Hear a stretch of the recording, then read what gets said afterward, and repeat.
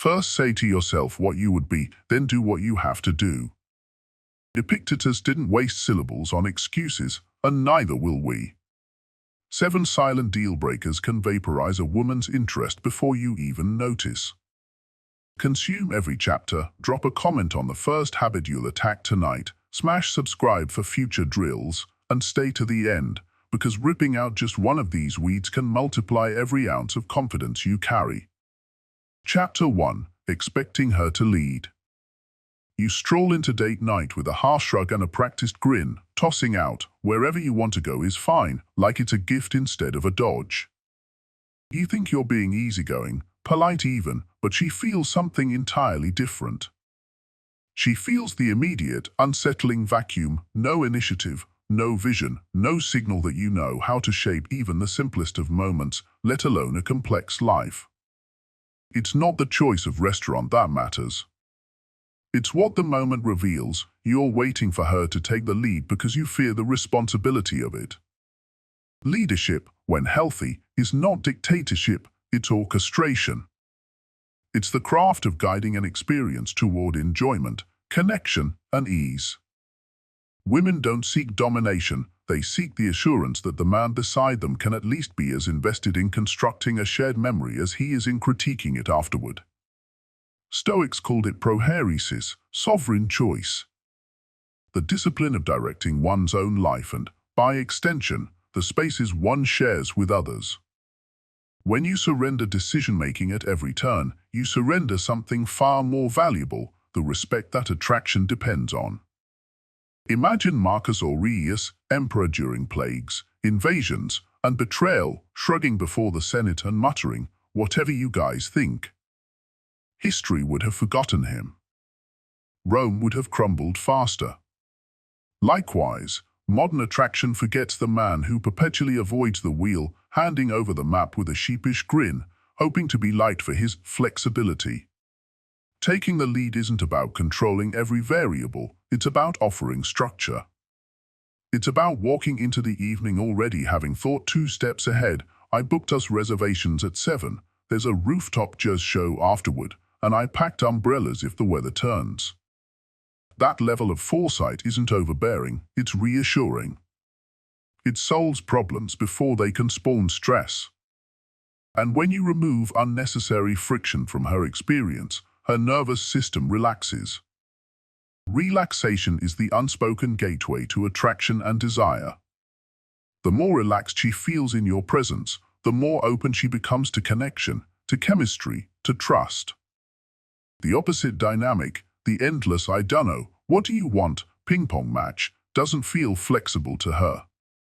It feels exhausting. It forces her into decision fatigue, a state where her brain becomes overwhelmed with choices, triggering mild but persistent stress. That stress dims attraction faster than any aesthetic flaw you fear she might notice.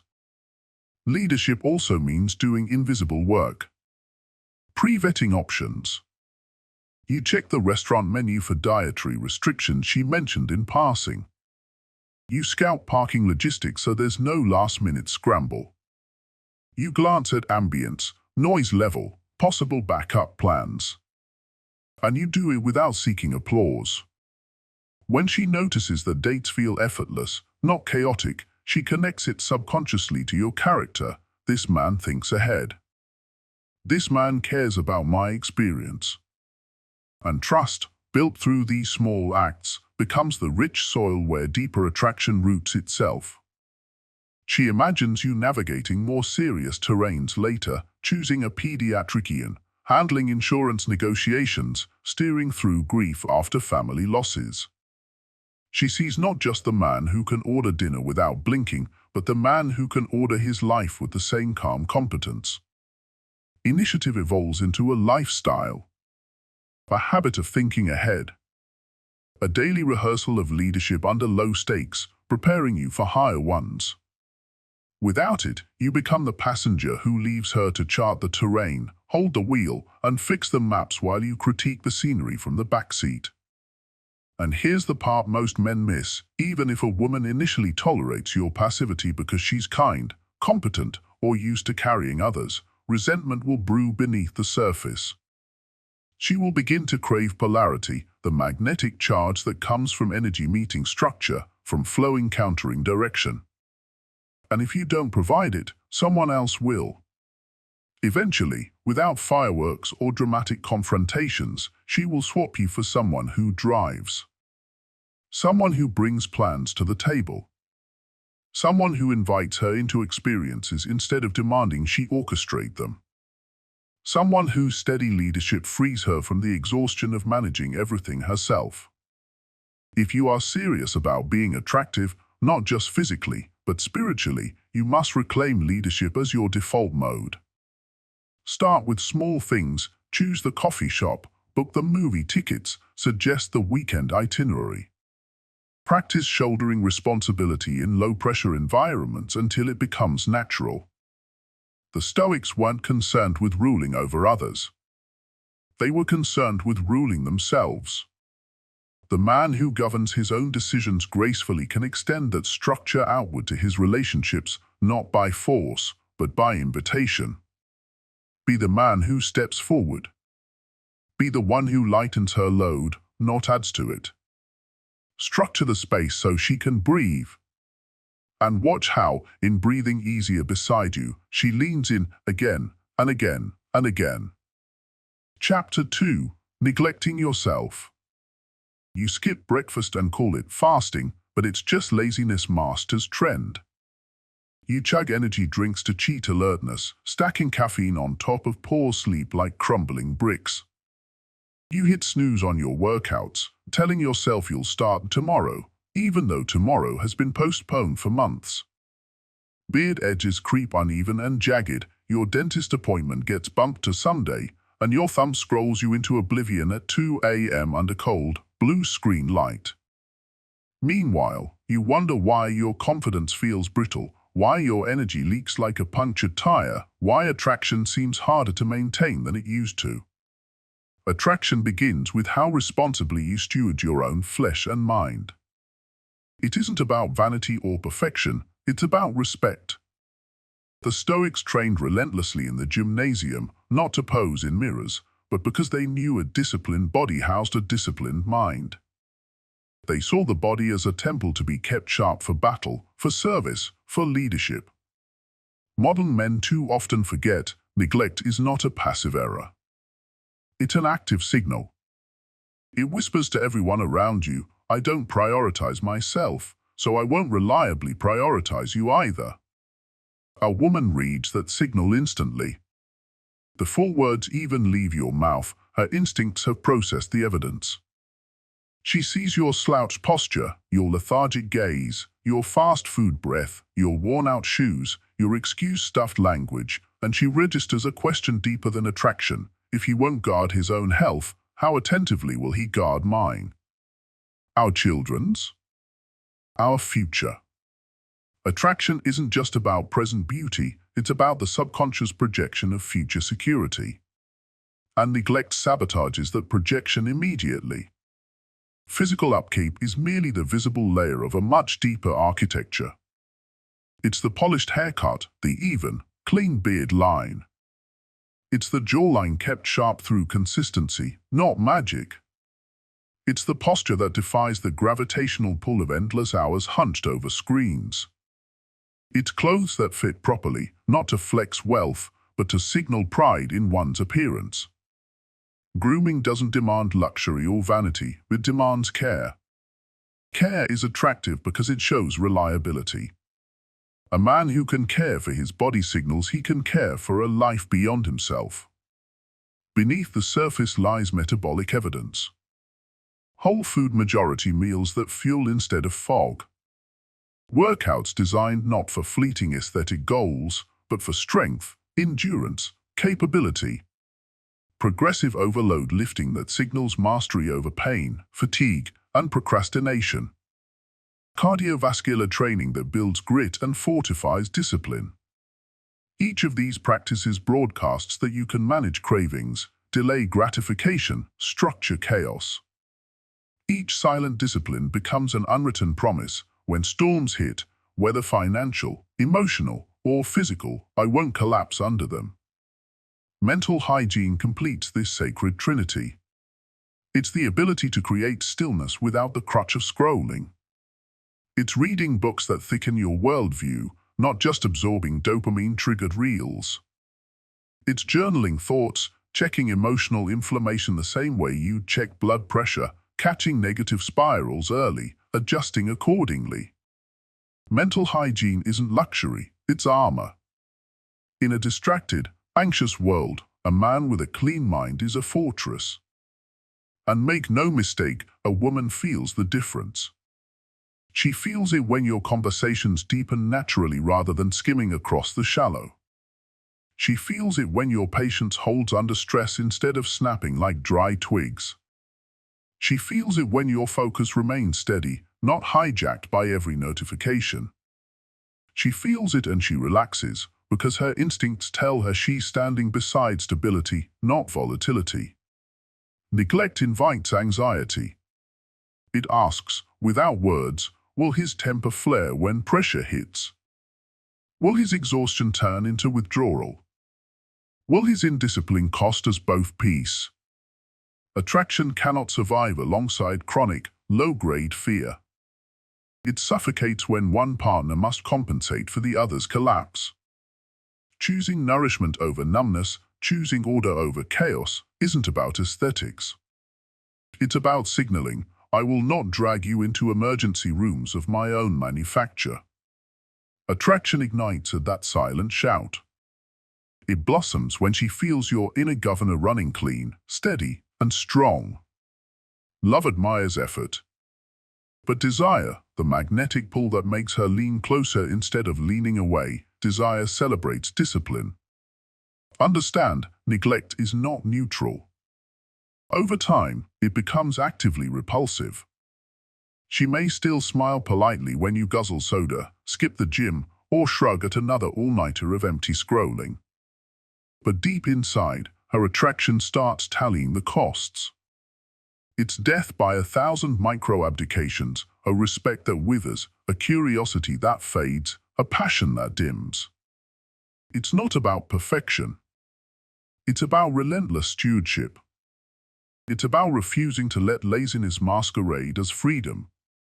It's about maintaining the temple not to impress visitors, but to honor the gods that entrusted you with breath and blood and willpower in the first place.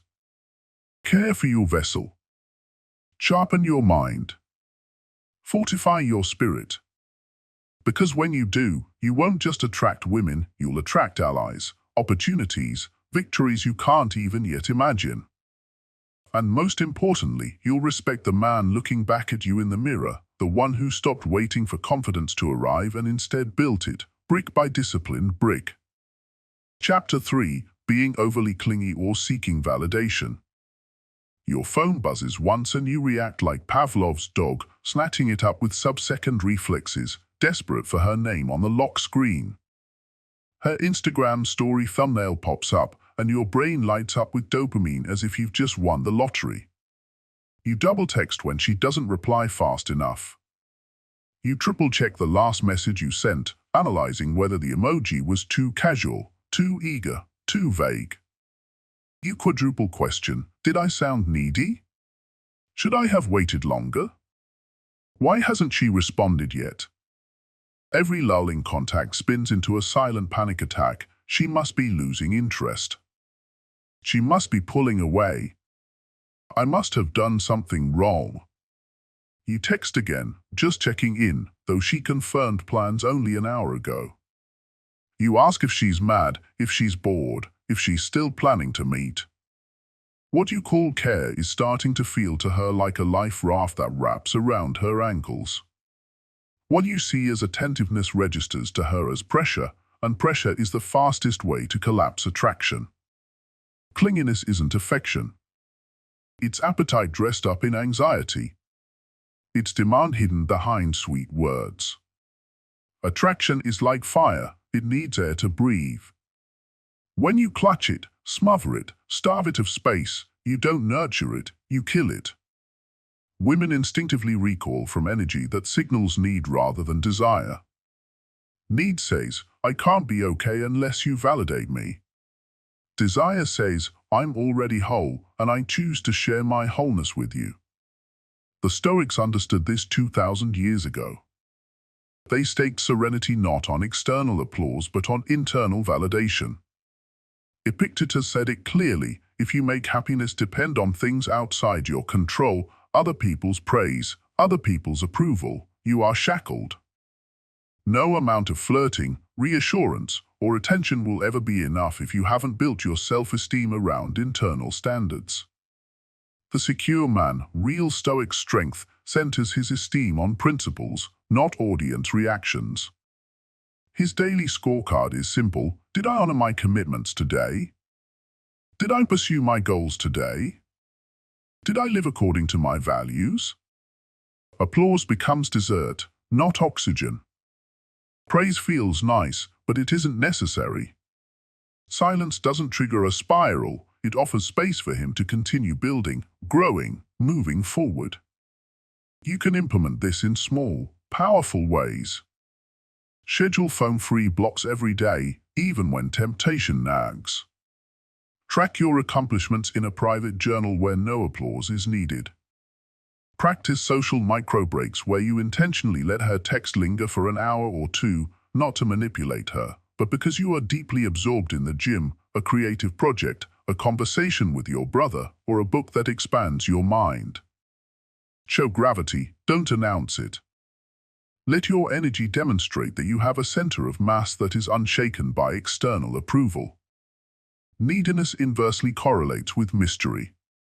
No intrigue survives when every emotional tremor leads to a desperate broadcast. If every time she shifts slightly, you leap to ask, "Are we okay?" you dissolve the very tension that makes connection exciting. Her subconscious watches carefully. If he needs me just to maintain basic self-esteem, how heavy will that burden feel when life gets messy? Will I have to carry both of us through illness, financial setbacks, family emergencies? The answer she unconsciously seeks is simple. Can he breathe without me? Confidence is breathable space. When you show her, through your consistency, your hobbies, your friendships, your unshakable purpose, that you can thrive alone, her choice to walk beside you feels light. It becomes a dance, not a duty. Understand this, real intimacy isn't built by constant checking, but by calm presence. It's not created by feeding anxieties, it's created by trusting that genuine connection grows in spaciousness, not suffocation. The less you need her to prop you up, the more freely she can lean into you. You stop being a project she has to manage and become a sanctuary she can relax inside. So build yourself into someone whose validation tank is filled internally by promises kept to yourself, by goals chased, by discipline honored, by standards enforced. Fill it so full that whether she texts in 5 minutes or 5 hours, your peace remains unmoved. Only when you detach your self-worth from her responses will you unlock real magnetism. Only then will she feel, without you saying a word, that she's in the presence of a man whose love would be a gift, not a demand. And only then does her desire flow naturally, not because she's pressured into it, but because she chooses it freely. Clinginess doesn't make her feel wanted. It makes her feel trapped. Independence doesn't make her feel unwanted, it makes her feel free to want you even more. Breathe deeply. Stand firmly. Allow space. And watch as real, lasting attraction rises to meet you. Chapter 4. Inconsistent Communication. You text with fire and passion 1 week, filling her inbox with jokes, questions, plans, and compliments that light up her day. Then, without warning, you vanish into thin air for 3 days. No updates. No explanations.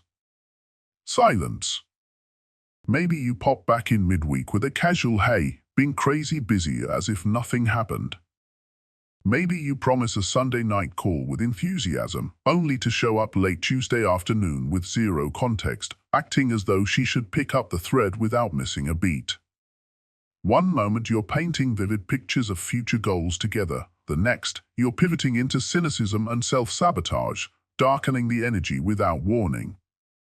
This inconsistency does more damage than you realize. It kills trust not through betrayal, but through erosion. Inconsistency is the mother of mistrust. And trust is the oxygen attraction breathes.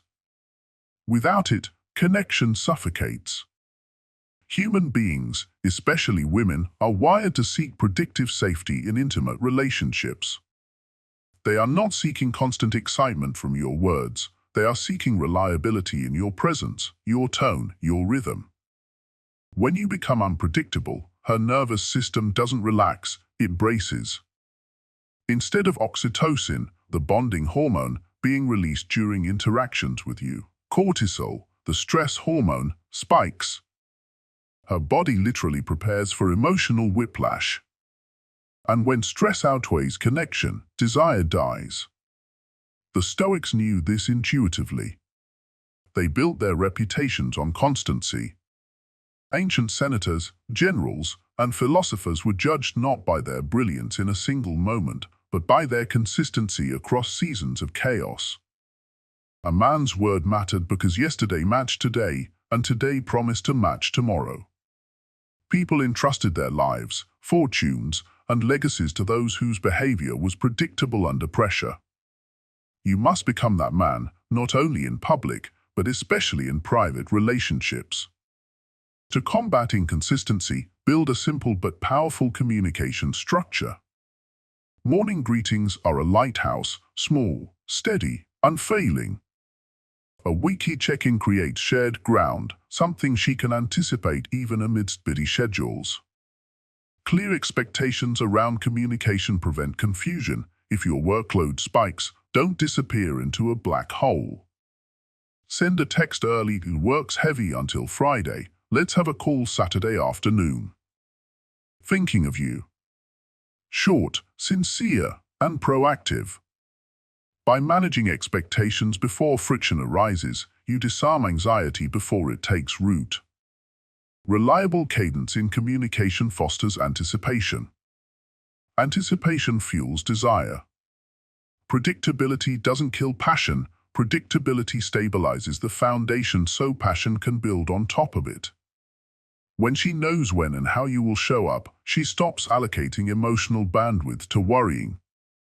That freed up energy turns into eagerness, openness, intimacy. Erratic rhythms, on the other hand, create dissonance. One day you're full of attention, the next you're aloof. One weekend you're planning trips, the next you ghost after a minor disagreement. Eventually, her mind tunes you out, not out of spite but out of self-preservation. Emotional volatility is exhausting. No woman can sustain attraction to a man who feels emotionally slippery. Even if she likes you, she will pull away, and not because she wanted to, but because her body demanded safety you couldn't provide. Consistency is not about mechanical check-ins or rigid schedules, it's about emotional accountability. When you say you'll call, you call. When you make a plan, you keep it or reschedule with clear communication, not silence. When you're excited about a goal, you pursue it steadily instead of trashing it with next-day cynicism. Your steadiness is your seduction. If you must pull back due to real-life circumstances, stressful work deadlines, family obligations, travel, share that in advance. Be brief but clear. Hey, this week's intense on my side, but I'm thinking of you. Let's lock in something for Sunday. One message like that carries more weight than 100 frantic apologies after you ghost. In relationships, inconsistency also blurs your own identity. When you show up differently every week, one day a dreamer, the next a cynic, 1 month attentive, the next absent, you dilute your own essence. She can't trust a moving target. She can't fall in love with a man who doesn't know which version of himself is showing up tomorrow. True Stoic masculinity means practicing emotional self-governance. It means being as consistent in affection as you are in ambition, as reliable in hard weeks as in easy ones. It means letting your yes mean yes, your no mean no, and your presence mean something that can be counted on without question. Ask yourself today, if a stranger looked only at your communication patterns over the last month, what story would they tell? Would it be the story of a man steady in his word, measured in his energy, reliable in his rhythms? Or would it read like the journal of a storm, brief flashes of brilliance followed by unexplained absence? If you don't like the answer, rewrite the story starting now. Set patterns that serve you, serve her, and serve the relationship you're building. Because when consistency becomes your default, you won't need grand gestures to keep her attention. Your presence will do the work in silence. Speak steadily. Act predictably. Move consistently. And watch as she relaxes into you, trusting not only your words but your way of being, a trust that no one else can manufacture and no amount of charm can fake. Chapter 5. Poor Boundaries. You loan money you can't afford to lose. You cancel your workout routine because she needs help moving a couch again. You endure jokes that slice at your character, your dreams, your manhood, and you laugh along with the crowd to avoid seeming too sensitive. You say yes when your gut twists into a knot, simply because saying no feels too scary, too final. Every time you betray yourself like this, something inside you weakens. And while you may believe you're being nice or easygoing, she senses something entirely different: fear.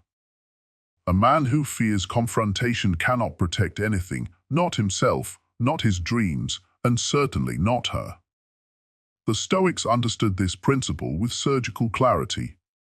They spoke of prohairesis, the invincible citadel of choice that no emperor, no mob, no lover, no enemy could ever seize. You could be whipped, starved, exiled, betrayed, but your will, your power to choose what you accept or refuse, was yours alone. It was sacred ground. In modern relationships, that sacred ground is your boundaries. A boundary is not aggression. A boundary is not cruelty. A boundary is architecture.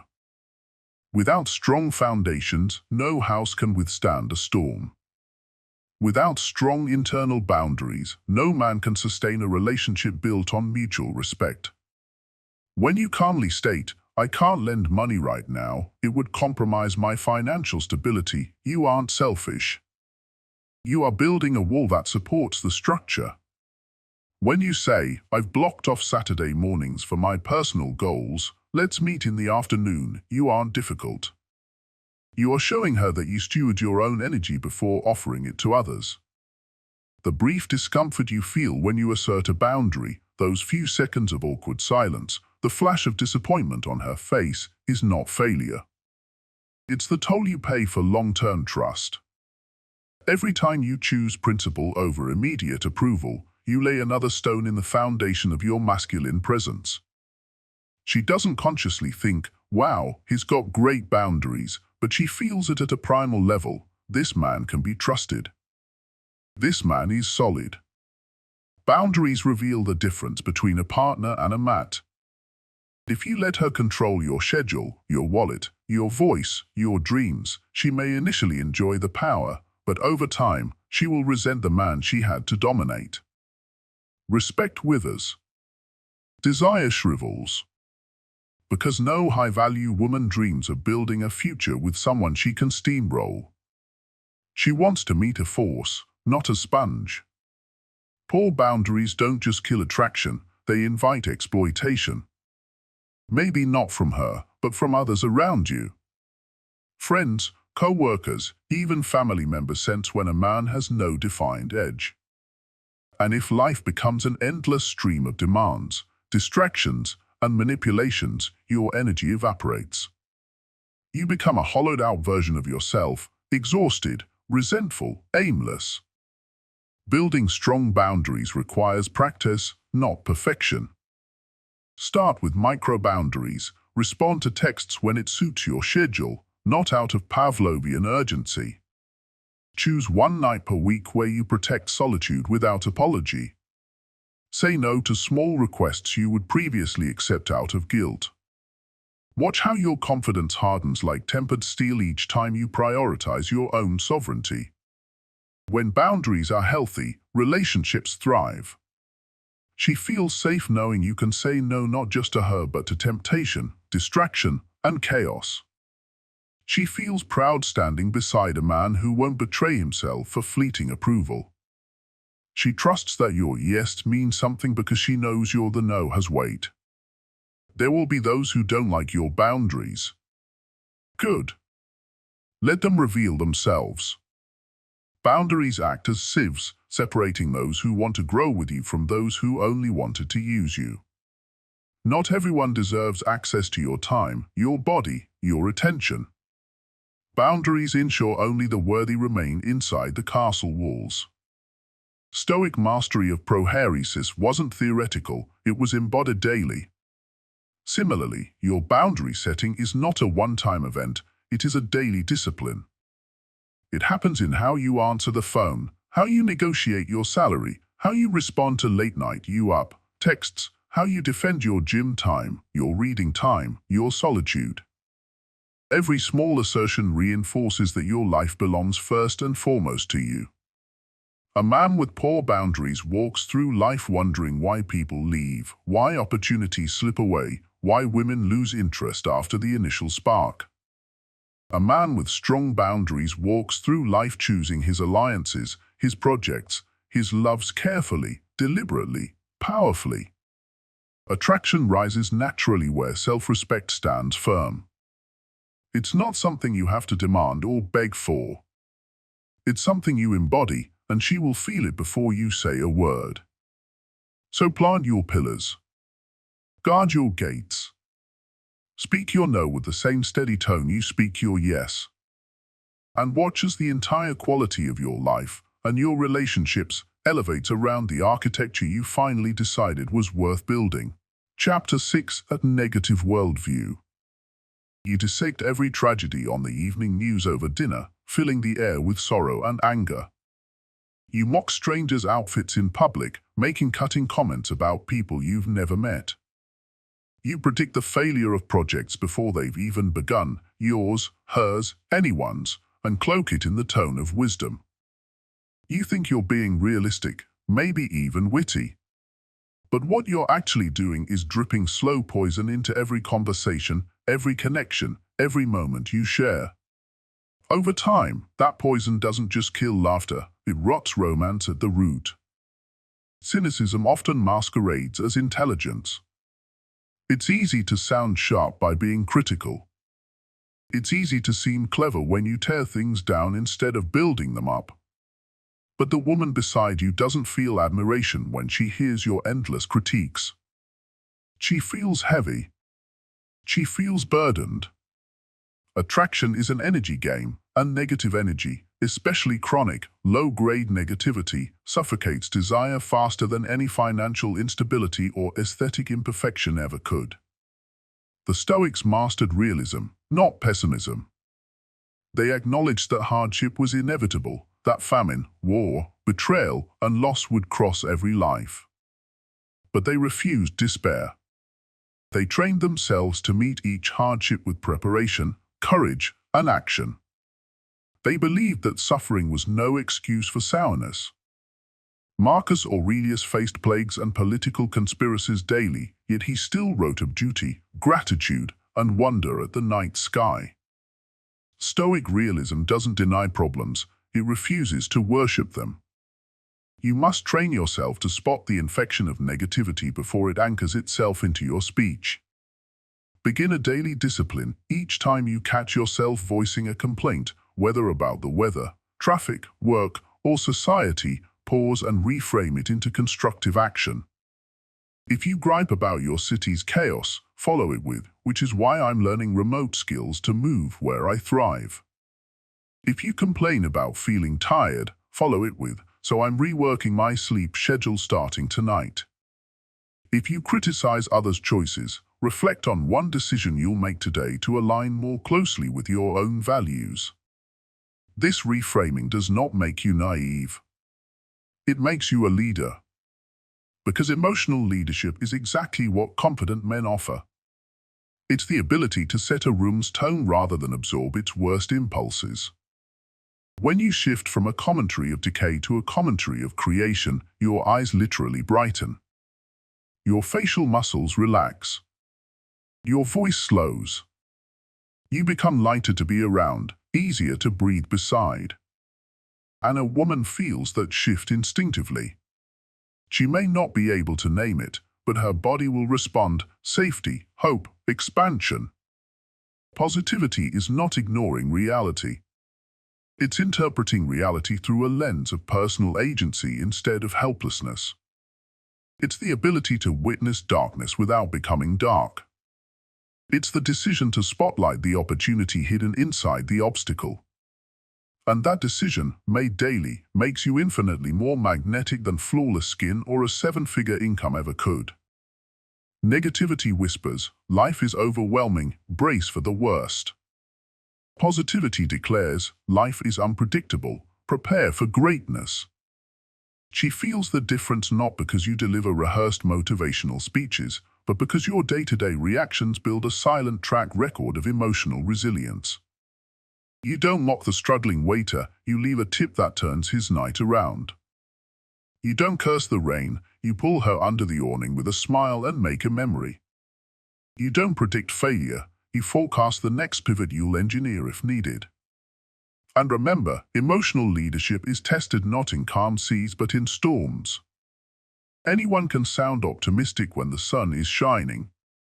Your true power shows when travel plans collapse, when jobs evaporate, when hard conversations erupt.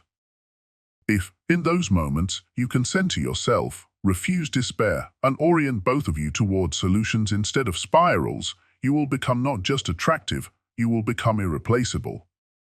Negativity erodes possibility. Positivity builds momentum. One repels. One pulls closer. Lead the emotional climate with the same discipline you train your body or your craft. When you walk into a room, let the air shift because solutions entered. Let her feel lighter, braver, steadier just by your presence. Do this not because you seek applause, but because you understand that life will hand you enough pain without you amplifying it with your voice. Stop being the man who points at ruins and shrugs. Start being the man who sketches blueprints over broken ground. Shift from a life sucks to here's the plan. And watch as she, and everyone else worth keeping, leans closer, drawn by the rare gravity of a man who refuses to drown where he can build. Chapter 7: Mismatched Actions and Values. You preach ambition in your conversations, but Netflix owns your nights.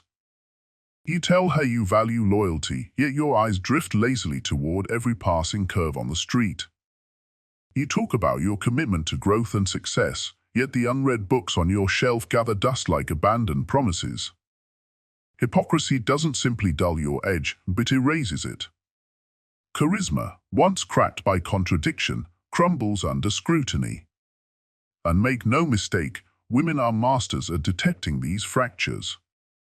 They are tuned to read not just your words, but your patterns. They measure not only your intentions, but your consistency. The Stoics understood this danger with absolute clarity. They demanded alignment, a unity between inner values and outer behavior, because they knew that the soul fractures under contradiction. Marcus Aurelius wrote more notes to himself about living with integrity than about conquering empires, because he knew conquest of self precedes conquest of anything else. If your stated values and your lived actions drift apart, your identity splits, and where identity splits, self-respect leaks out like air from a punctured tire. To correct this, perform a weekly audit with surgical precision. Sit down every Sunday and list your top 5 stated values. Are they discipline? Loyalty? Ambition? Health? Creativity? Then track your last 7 days against those markers. How many hours did you invest in those priorities versus how many you wasted? Where did you say one thing and live another? Close the discrepancy gaps ruthlessly. Every gap is a crack where attraction leaks. Every repair is a weld that strengthens the frame. When she observes your creed mirrored accurately in your calendar, your routines, your lifestyle, something profound happens. Admiration deepens into magnetic trust. She realizes what she sees today will not crumble tomorrow. Your words aren't empty scaffolding, they're reinforced concrete. Attraction at its core is faith, faith that the man you present is the man she can build a life with, lean on, laugh with, and grow beside. On the flip side, if you maintain the gap, if you continue preaching values you don't embody, desire withers quietly. It doesn't announce its departure. It doesn't need to. One day you'll look up and realize her lightness around you has dimmed, her laughter has shortened, her admiration has evaporated. She exits not because you failed a singular test, but because inconsistency accumulated until respect eroded, and where respect erodes, attraction cannot survive. Living your values is not about perfection, it's about relentless pursuit. It's about course-correcting visibly when you stray. It's about being able to say, I stumbled this week, but here's what I learned, and here's how I'm realigning. That transparency builds something even more powerful than an illusion of flawlessness. It builds credibility. And credibility, in relationships and life, is the rarest currency. Seneca said, "He who is brave is free." Bravery here doesn't mean fighting dragons. It means fighting laziness, hypocrisy, self-deception. It means facing the discomfort of admitting where your life is out of sync with your own standards and correcting it without waiting for applause. It means expelling these 7 silent, repellent habits before they hollow your potential into nothing but broken promises and wasted time. So choose bravery. Choose the audit. Choose the adjustment.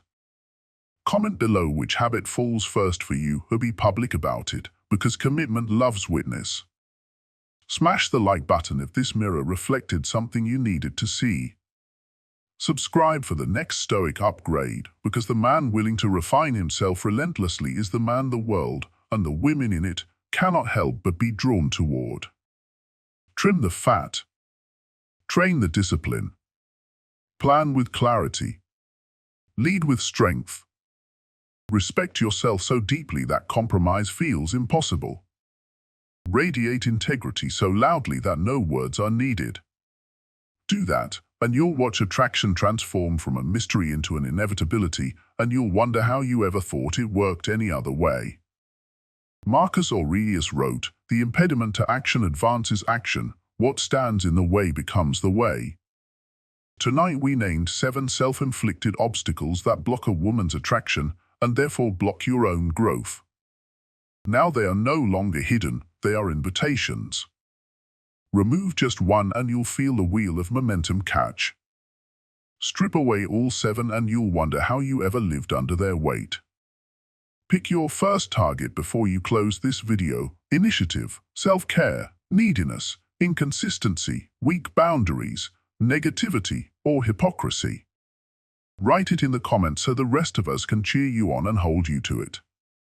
Hit like if the mirror was uncomfortable but useful, subscribe for the next Stoic drill, and share this with a brother still puzzling over vanished attraction. Remember, attraction isn't luck, it's the natural byproduct of disciplined character. Choose the discipline, and the results will choose you.